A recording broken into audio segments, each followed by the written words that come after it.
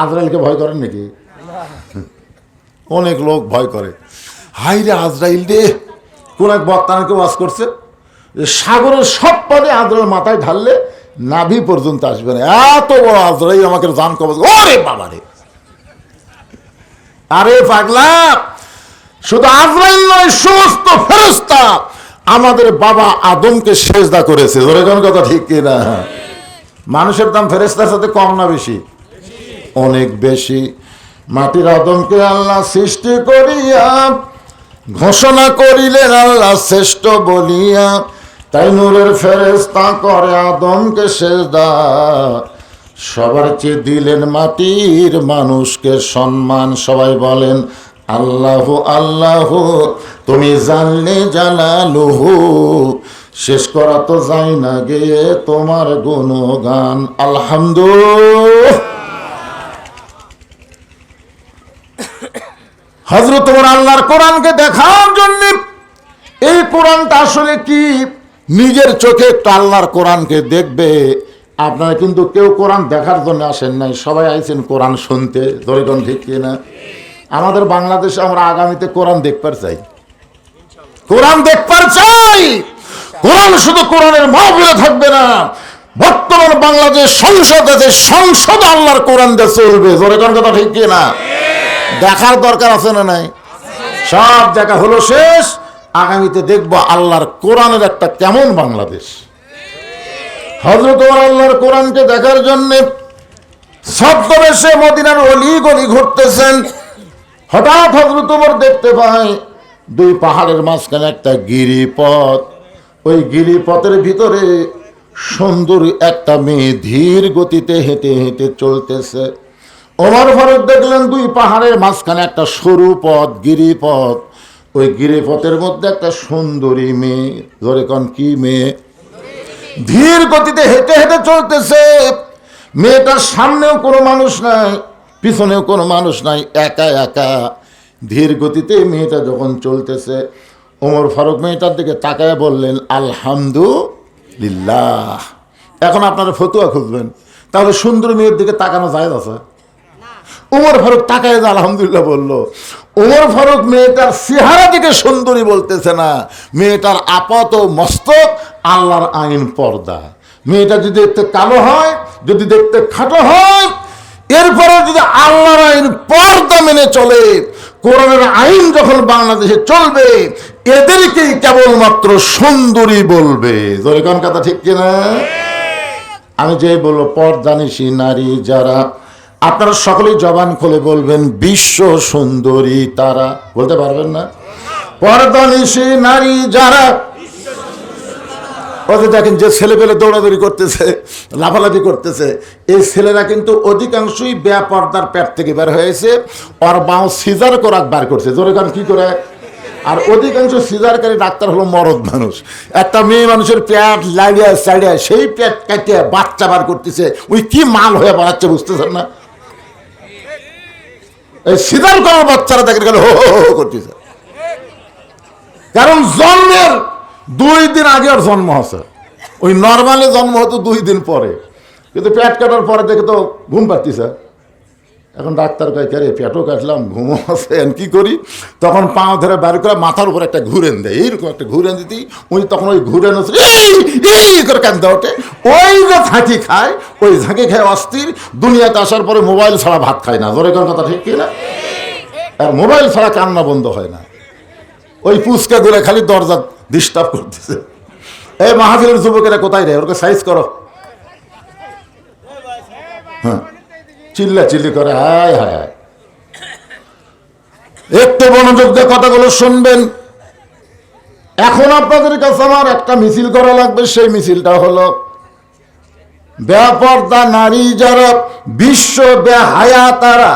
আমি যেই বলবো বেপর্দা নারী যারা, আপনারা বলবেন বিশ্ব বেহায়া তারা, বেপর্দা নারী যারা। এই যুবকেরা এবার একটা তোমাদের স্লোগান হবে। আমি যেই বলবো বেপর্দা নারী যারা, তোমরা বলবা শিলা কলা তারা। কি কলা? শিলা কলা বোঝেন? এক গামলায় সোঁচাওয়ালা, এক গামলায় শিলা। এখন কলাওয়ালা বসে আছে, খরিদ্দার আসে খালি সোঁচাওয়ালার দাম জিজ্ঞাসা করতে, ভাই কত করে হালি, কত করে কেজি? এই একই গাছের কলা রে, এই যে গামলা শিলা কলা আমি কিনি না। তুই কি কলা শিলা খাইস না? শিলাই তো খাই, তো আগে থেকে শিলা আছে, খালি নিবি আর খাবি। ঠিক হন, চোঁচাওয়ালা কলা কিন্তু দেখতে খুব একটা ভালো লাগে না, গায়ের উপরে দাগড়া পোড়া আছে, দাগ পোড়া আছে, হয়তো কালো কালো দেখা যায়, কিন্তু যেই ছিলে ও বাবা রে, আয় হায়। বেপর্দা নারী কোনোদিনও সুন্দর হতে পারে না। বেপর্দা নারী যারা ব্রয়লার মুরগি তারা, বেপর্দা নারী যারা ব্রয়লার মুরগি তারা। ব্রয়লার মুরগি বোঝেন? দেশি মুরগি আপনাকে দেখলেই মারবে দৌড়। আপনি তাকায় দেখেন আজরা পাঁজরা সব ঢাকা, কিছুই দেখা যায় না। আর ব্রয়লার মুরগি আপনার দেখে দৌড় মারবি, ওইখানে ওটি ঘুরবি, আপনি তাকায় দেখেন আজরা পাঁজরা সব বার করে থাকছে। ওমর ফারুক মেয়েটার নিকটে গিয়ে বললেন, মা, এই নির্জন পথে তুমি একা একা চলতেছ, তোমার সামনেও কোনো মানুষ নাই, পিছনেও কোনো মানুষ নাই, তোমার অন্তরে কি কোনো ভয় ডর লাগে না? মেয়েটা হেজাবের ভিতর থেকে বলে, পথিক, তুমি কি হযরত উমরকে চিনো? সুবহানাল্লাহ বলেন। মেয়েটা কাকে বলতেছে? ওমর ফারুককে বলতে, পথিক, তুমি কি হযরত উমরকে চিনো? যদি হযরত উমরকে চিনতা তাহলে এরকম বেয়াসাইজা কথা বলতা না। ওমর ফারুক বললেন, মা, আমি কি বেয়াসাইজা কথা বললাম? মেয়েটা বলে, পথিক রে, হযরত উমর যেদিন থেকে আল্লাহর কোরআন দিয়ে রাষ্ট্র চালায়, সেদিন থেকে পৃথিবীর এক প্রান্ত থেকে আর এক প্রান্ত পর্যন্ত একটা মেয়ে মানুষ নির্ভয় হেঁটে যাবে, তার কলিজার মধ্যে আল্লাহ ছাড়া অন্য কারো ভয় থাকবে না। আল্লাহর কোরআন দিয়ে যখন রাষ্ট্র চলবে, তখন শুধুমাত্র কেবলমাত্র ভয় থাকবে কার? আরো জোরে বলেন। আর এখন ভয় কার? সেদিন ষোড়শী নির্জন পথে যাবে, কোনো জন কটু কথা কবে না, পথে আর প্রান্তরে সম্পদের মোহে পড়ে খুন আর রাহাজানি হবে না। সবাই আমার সঙ্গে বলা লাগবে, ভাইজান, আগামীতে যদি কোরআন দিয়ে বাংলাদেশ দেখতে পারছেন, তারা সবাই বলবেন, যদি মেনে চলি কোরআন। বলেন, যদি মেনে চলি কোরআন আর রাসূলের বিধান, সকলেই শান্তিতে থাকবে। বাংলার আকাশে কলেমার পতাকা যেদিন দুলবে। আল্লাহু আকবার। ওমর ফারুক বললেন, মা, তুমি যেইভাবে চলতেছ ধীরে ধীরে, আমার মনে হয় তোমার ভিতরে কোনো দুঃখ লুকে আছে। মেয়েটা বলে, পথিক, তুমি ঠিক কথাই বলেছ, আমি আসলে একজন দুঃখী নারী। সুবহানাল্লাহ। মেয়েটা হেজাবের ভিতর থেকে বলতেছে, পথিক, তুমি ঠিক কথাই বলেছ, আমি আসলে একজন দুঃখী নারী। আজকে 6 দিন হলে হযরত উমরকে আমি খুঁজতেছি, আজকে 6 দিন হলে হযরত উমরকে খুঁজতেছি। উমরকে যদি খুঁজে পাই, তাহলে আমার দুঃখের কথা তাকে একটু বলবার চাই। ওমর ফারুক বললেন, মা, তুমি পাগলি নাকি? তুমি কি পাগলি নাকি? যে ওমর হলো বাংলাদেশের মতন বুঝানোর জন্য বলতেছি, অর্ধ পৃথিবীর খলিফা, সে ওমরকে যদি তুমি পাওয়ার চাও, তাহলে সংসদ ভবনে যাও, গণভবনে যাও, বঙ্গভবনে যাও। বঙ্গভবন, গণভবন, সংসদে না গিয়া 2 পাহাড়ের মাঝখানে রাস্তার মধ্যে খুঁজতেছ, ওমর কি গরু ছাগল নাকি? মেয়েটা বলে, পথিক, তুমি জানো না, আল্লাহর কোরআন দিয়ে যখন রাষ্ট্র চলবে, তখন নেতা খোঁজা লাগবে না, নেতারাই দুঃখী মানুষকে খুঁজে বেড়াবে। এই আল্লাহর কোরআন দিয়ে যখন রাষ্ট্র চলবে, তখন নেতা খোঁজা লাগবে, নেতারাই দুঃখী মানুষকে খুঁজে বেড়াবে। আমাদের বাংলাদেশে 5 বছর পর পর যখন ভোট আসে, তখন নেতারা এলাকাত আসে। জোরে কোন কথা, ঠিক কিনা? ভোট পাইয়া যখন এমপি হয়ে যায়, আর নেতার খবর নাই। দেখেন, ভোটের আগে আমার ওয়াজে আছে, ভোটের আগে এক নেতা এক আসরের নামাজ 4 বার পড়েছে। এক নেতা এক আসরের নামাজ কয়বার? যেখানে 10 জন লোক দেখে, সেখানে বলে আগে নামাজ, আগে নামাজ। যেখানে 10 জন থাকে, সেখানে আগে নামাজ। চাংসা বলতেছে, নেতা 4 বার হলো, এই ভোটের আগে হোক, অসুবিধা কি? ভোটের আগে পড়ে নামাজ, ভোট গেলে আর পড়ে না। এরকম কিছু নেতা আছে না নাই? এ কথা বলে না, আছে না নাই? ভোটের আগে মাথায় টুপি দেয়, মুখে দাড়ি রাখে, দাড়ি কিন্তু খুব ছোট ছোট রাখে, মানে যে কোনো সময় যেন কামানো যায়। কথাটা বুঝলেন না? মাথা টুপি একেবারে ব্যাটারির কালি, সরষের তেল দিয়ে। ও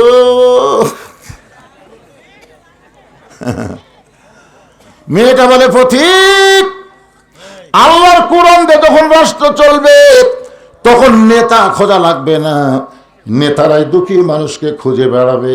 এই কোরআন দিয়ে যখন বাংলাদেশ চলবে একটা গরিব মানুষ ধনীর বাড়ি যাওয়া লাগবে না, বরং ধনীরাই গরিবের দরজায় দরজায় ঘুরবে। গরিবেরা, তোমরা 10 টাকা পায়া অন্য জায়গায় ভোট দাও, হ্যাঁ, জিলেপি খায়া বা সব মার্কারে ভোট দেওয়া যাবে না। সব মানুষকে ভোট দেওয়ার কথা আল্লাহ কোরআনে বলেন নাই। আল্লাহ কোরআনে বলেছে, ইন্নাল্লাহা ইয়ামুরুকুম আন তুআদ্দুল আমানাতি ইলা আহলিহা ওয়া ইযা হাকামতুম বাইনান নাস আন তাহকুমু বিল আদল। জোরে কোন সুবহানাল্লাহ। আল্লাহর কোরআন দিয়ে যখন রাষ্ট্র চলবে তখন ধনীরা গরিব মানুষকে খুঁজবে, কারণ ধনীদের যে সম্পদ আছে, সম্পদের মালিক ধনী না, সম্পদের মালিক হলো আমার আল্লাহ। আল্লাহ বলবে, শতকরা 2.5 টাকা গরিবক না দেওয়া পর্যন্ত তুই জান্নাতে যেতে পারবি না। হিসাব কর, হিসাব কর, তোর কয় টাকা আছে হিসাব কর। তাহলে 1000-এ 25 টাকা, 1 লাখে 2,500, 1 কোটিতে 2.5 লাখ, 100 কোটিতে 2.5 কোটি। আল্লাহ বলতেছেন, যতক্ষণ না দিবি তুই জান্নাতে যাওয়ার পারবি না। মুসলমানের বাচ্চা টাকা হিসাব করে গরিবের বাড়ি ঢুয়ে দেয়, যা 1 ব্যাগ টাকা নিয়ে গরিবের বাড়িতে গেছে, যা বলতেছে, ভাই আমার জাকাতের 1 ব্যাগ টাকা হচ্ছে, টাকাটা নিয়ে আমাকে জান্নাতে যাওয়ার রাস্তা করে দাও। গরিব বলতেছে, মাফ কর, মাফ কর, তুই কি মনে করছিস না খেয়ে থাকবো রে, কিন্তু জাকাতের টাকা আমি নেবো না। দেখবেন এমন কিছু গরিব আছে, ওরা কিন্তু জাকাতের কথা শুনলে দরজা বন্ধ করে দেয়, দেয় কি দেয় না? আমার এক দাদা ছিল, মারা গেছে, আল্লাহ জান্নাতবাসী করুক। ওনাকে বহু মানুষ ইফতারের দাওয়াত দিছে, কিন্তু দাওয়াত লাইনি। তো আমি একদিন বললাম, দাদা, মানুষ মুরব্বীদের ইফতারের দাওয়াত দেয়, আপনি লেন না কেন? পাগলা, এত কষ্ট করে রোজা থাকছি সব দেওয়ার জন্যে, দরকারে মুড়ি আর পানি খামরে, কিন্তু কারো বাড়িতে আমি ইফতার করবো না। মানে কি বুঝ, আল্লাহ বুঝ দিছে, কোনোদিন কারো বাড়িতে ইফতার করেনি, নিজের বাড়িতে করছে। 7 দিন ধরে 1 ব্যাগ টাকা নিয়ে ধনী ঘুরতেছে, একটা গরিবও দরজা খোলে না। আল্লাহর কাছে বলে, আল্লাহ, আমি আর ধনী থাকতে চাই না, কোরআন যখন চালু হবে তখন আমি গরিব হবার চাই। গরিব হলে মজা আছে, টাকা আসবি, আর ধনী হলে কষ্ট আছে, টাকা যাবি। আল্লাহ আল্লাহ, 1 ব্যাগ টাকা 7 দিন ঘুরলাম, একটা গরিব নেই। আল্লাহ, মনের দুঃখের লোকটা মরুভূমিতে যাচ্ছে, যাদের গাছের ছায় একজন বস্তা মাথাতে ঘুম পাড়তেছে, বেগালা মনে করছে, যাক রে পাশি রে, আসসালামু আলাইকুম, বস্তা লাভ ধরে কয় আলহামদুলিল্লাহ। বেগালা কয়, কে রে সালাম দিলাম, ওয়ালাইকুম না, কয় আলহামদুলিল্লাহ কেন? বলে 1 বস্তার টাকা 15 দিন ঘুরতেছি ভাই, একটা গরিব পাইনি। তোকে দেখে গরিব মনে করে আল্লাহ শুকরিয়া আদায় করছি, টাকার বস্তা লিয়ে। আমি গরিব ব্যাগ লে, তুই গরিব বস্তা লিয়ে, গরিব গেল কোথায়? আল্লাহ বলে, যখন জাকাত ভিত্তিক অর্থনীতি চালু হবে, আল্লাহর কোরআন দিয়ে জাকাত ভিত্তিক অর্থনীতি যখন চালু হবে, ওই দেশের জন্য আল্লাহ গজরের দরজা বন্ধ করে রহমত আর বরকতের দরজা খুলে দিবে। দরকার সুবহানাল্লাহ। হ্যাঁ, বর্তমান বাংলাদেশের সুদ ভিত্তিক অর্থনীতি। কি ভিত্তিক? আপনারা বলেন তো, সুদের 1 টাকা খেলে কটি গুনাহ হয়? রাসূল এই পাপের সর্বশেষ প্রথম পাপ হচ্ছে আল্লাহর সাথে যুদ্ধ করা। ফেরাউন নমরুদের মতো হবে সুদের 1 টাকা খেলে, এটা হলো বড় পাপ। আর সবচাইতে নিম্ন পাপ বলার সময় রাসূল 3 বার মুখ ধরছেন। নবী বলবার চাই মুখ ধরে, সাহাবীরা হুজুর কি বলবেন, মুখ ধরেন কেন? আল্লাহ রাসূল বলে, এমন একটা পাপের কথা বলতে মুখ দিয়ে আমার বের করতে হবে আল্লাহর হুকুমে। সেই পাপটা হলো যে সুদের 1 টাকা খায়, নিজের গর্ভধারিণী মায়ের সাথে জিনা করার গুনাহ হয়। নাউজুবিল্লাহ, তা আসতে বলেন কেন? 1 টাকা খালি, 1 টাকা। এখন আপনারা খান কিনা আল্লাহ ভালো জানে, খান, খায়। আল্লাহর বান্দার আজ থেকে তওবা করবেন, আল্লাহ যেন তওবা করার তৌফিক দেয়। জোরে কোন আমিন। মেয়েটা বলে পথিক, আর 6 দিন হলে ওমরকে খুঁজতেছি, আর 1 দিনের মধ্যে যদি পাওয়া না যায় আমি আল্লাহর কাছে ওমরের বিরুদ্ধে বিচার দিব। ওমর ফারুক, আমি কয়দিন হলে খুঁজতেছি, আর 1 দিনের মধ্যে যদি ওমরকে পাওয়া না যায় আমি আসল জায়গাত বিচার দেবো। আসল জায়গাত আপনার বলেন তো আসল জায়গা কোনটা? হাসিনার বিচার কিন্তু জজ কোর্ট, হাইকোর্ট, সুপ্রিম কোর্ট করে পারবি না। পারবে? আমরা 15.5 বছর দেখছি, কাম হয় না, কারণ সব কোর্ট দখল করছে। সব কোর্ট দখল করা, ভালো মানুষ জেলখানা, খারাপ মানুষ জামিন পায়, গাবলার মতন মানুষ বেড়া করে, আর আমার মতো আলিমকে হাত করা নিয়ে জেলখানা নিয়ে যায়। ধরে কোন কথা কন না কেন ভাইরা? একটু মনোযোগ দিয়ে শুনবেন। যখন দুনিয়ার কোন মানুষের কাছে বিচার পাওয়া যায় না, বিশ্বাস করবেন আসল বিচারক হলেন আল্লাহ। মেয়েটা বলতে 6 দিন হলো ওমরকে খুঁজতেছি, আর 1 দিন না পাওয়া গেলে আমি আসল জায়গায় বিচার দেব। সঙ্গে সঙ্গে ওমর ফারুক হাঁটু করে বলতেছে, মা তুমি যে হযরত ওমরকে খুঁজতেছ, আমি হইলাম সেই ওমর। হাঁটু গেড়ে বসে বলতেছে, মা তুমি যে ওমরকে খুঁজতেছ, আমি হইলাম সেই ওমর। মেয়েটা বলতেছি, আমিরুল মুমিনিন, তাহলে আপনি চোরের মতন একা একা কেন ঘুরতেছেন? আপনার কি কোনো চামচা নাই? ধরে কোন কি নাই? চামচা বোঝেন না? একটা চেয়ারম্যান আসলে তার সাথে চৌকিদার ঘরে, একটা উপজেলা চেয়ারম্যান যখন যায় তার সাথে পুলিশ যায়, একটা এমপি যদি যায় তাহলে পুলিশ যায় না, পুলিশের গাড়ি একটা আগে একটা পাশে। জোরে কোন কথা ঠিক কিনা? আর আপনি হলেন অর্ধ পৃথিবীর খলিফা, বাংলাদেশের মতন 96টা দেশের খলিফা, আপনার কি কোনো চামচা নাই? আপনার বলেন তো, আল্লাহর কোরআন দিয়ে যখন বাংলাদেশ চলবে তখন নেতার পাশে চামচা লাগবে? কেন লাগবে না? কারণ চামচা পড়ার যে পশা, এটা নেতা পাবে কোথায়? জুমার দিনে হযরত ওমর খুতবা দিচ্ছেন, জুমার দিনে মাঝখান থেকে এক সাহাবী বলতেছি, আমিরুল মুমিনিন আপনার খুতবা শুনবো না। ওমর ফারুক বলে, আমার অপরাধ কি? বলে, আমাদেরকে আপনি খাটো পাঞ্জাবি দিয়ে আপনি লম্বা জুব্বা পরে খুতবা দিচ্ছেন, এই লম্বা জুব্বার কাহিনী না বলা পর্যন্ত আপনার কোনো খুতবা শোনা যাবে না। আমাদেরকে খাটো দিয়ে আপনি লম্বা পড়ছেন, হুজুর হোসেন এই লম্বা জুব্বা কোথায় পাইলেন? ওমরের চোখটা দর দর করে পানি পড়তেছে। আব্দুল্লাহ ইবনে ওমর বাবার পাশে দাঁড়ায় বলেন, এ নবীর সাহাবীরা, তোমরা খাটো পাঞ্জাবি হলেও তো জুমার দিনে নতুন কাপড় পরে আইছো, কিন্তু আমার পরনে দেখো নতুন কোনো কাপড় নাই। ওসমান গনি বলে, আব্দুল্লাহ আজকে জুমার দিনে সবাই নতুন কাপড় পরলো, তুমি কেন নতুন কাপড় পরো নাই? আব্দুল্লাহ বলে, আমি নতুন কাপড় যদি পরতাম তাহলে আমার বাবার জুব্বা লম্বা হতো না। আমার জুব্বার কাপড় বাবাকে দান করার পরে বাবার কাপড় আমার কাপড় একত্র করে বাবার লম্বা জুব্বা বানায় খুতবা দেয়। সমস্ত সাহাবীরা কান্দার বলে, আল্লাহ তোমার কোরআন যখন দুনিয়াতে চালু হবে এমন ভালো মানুষকে মুসলমানেরা নেতা হিসাবে দেখতে পাবে। জোরে বলেন ভাইরে, সুবহানাল্লাহ, জোরে বলেন। খালি কি কোরআনের ওয়াজ শুনবেন? বাস্তবে এই কোরআন গ্রহণ করার দরকার আছে না নাই? সব দেখা হলো শেষ। আগামীতে আমরা দেখব আল্লাহর কোরআনের বাংলা।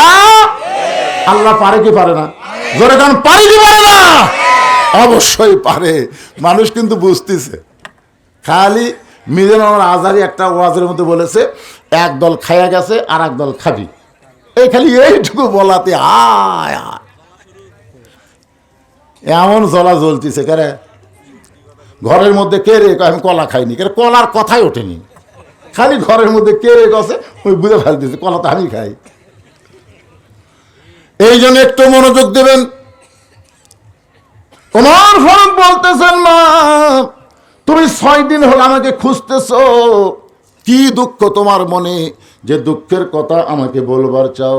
মেয়েটা বলে, আমিরুল মুমিনিন, আমার জীবনের সবচাইতে বড় দুঃখ হলো আমি 6 বছর বয়সে ঈমান গ্রহণ করেছি।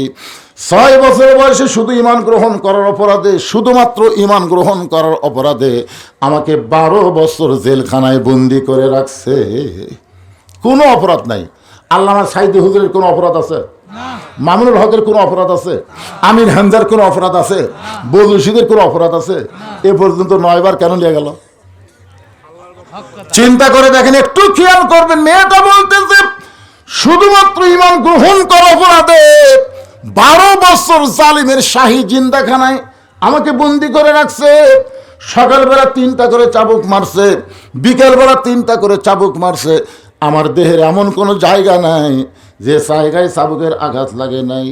আমিরুল মুমিনিন, আপনি যখন রোম পারস্য দখল করলেন, রোমের জেলখানার মধ্যে আমি বন্দী ছিলাম।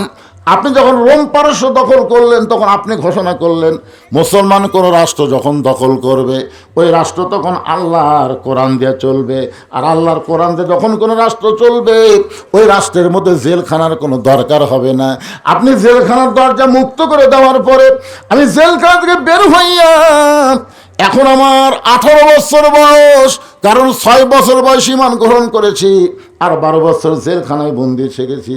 এই 18 বছরের যৌবনা মেয়ে আমি কোথায় যাব? কারণ আমার দাদা খ্রিস্টান, আমার বাবা খ্রিস্টান, রোম দেশের সকলেই খ্রিস্টান।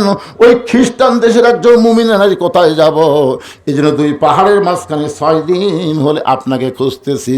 যদি আপনাকে খুঁজে পাই, নিয়ত করেছি আপনার কাছে দুঃখী মেয়েটা একটু আশ্রয় চায়। ওমর ফারুক মুস্কি হাসিতে বললেন, মা আমি তোমাকে আশ্রয় দিবার পারবো না। মেয়েটা বলতেছে, আমিরুল মুমিনিন, আমি শুনেছি আপনি অত্যন্ত ভালো মানুষ, আমার মতন দুঃখী মেয়েকে আপনি আশ্রয় দিবেন না, এটা কেমন কথা?